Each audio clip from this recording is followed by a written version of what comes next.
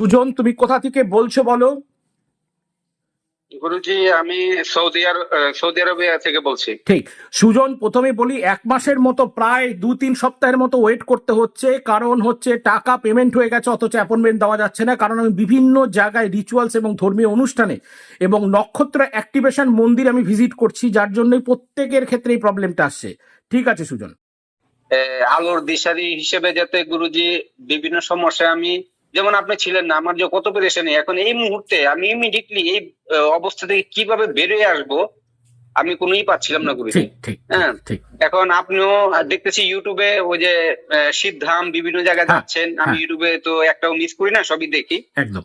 হয়তো অনেকটা লাইক দেওয়া ভুলে যায়, আবার অনেকটা হ্যাঁ। দেই আর কি। ঠিক। কিন্তু আমি আপনার কিছুই মিস করি না গুরুজি।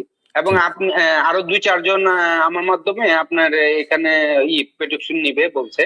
আমরা সরাসরি অনলাইন কনসালটেন্সি করলাম। সুজন, আজকে অদ্ভুত ব্যাপার, নীল রঙের ব্যাগের মধ্যে রয়েছে দাঁত মাজার পেস্ট, ব্রাশ, এবং একজনের নাম সরাসরি বলে দেওয়া হলো সুজন, যে এই রকম একজন ব্যক্তির নাম, যার মাধ্যমে কাজের একটা সন্ধান এবং কানেকশন হবে।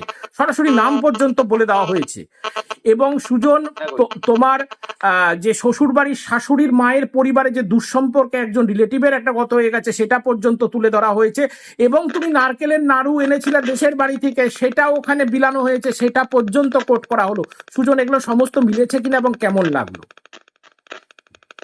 হ্যাঁ গুরুজি, এগুলো মিলেছে এবং ভালো লাগছে। আমার 2টা মেয়ে আছে গুরুজি, আচ্ছা, যেন আমি ঋণ পরিশোধ করে এবং সৌদি আরব যে আসছি 5 লাখ টাকা খরচ করে, যাতে আমি ফেলিয়ার না হই, যেন আমি আপনার সাহায্যে আমি যাতে ঋণ পরিশোধ করে আমি যাতে আবার দেশে যেতে পারি। ঠিক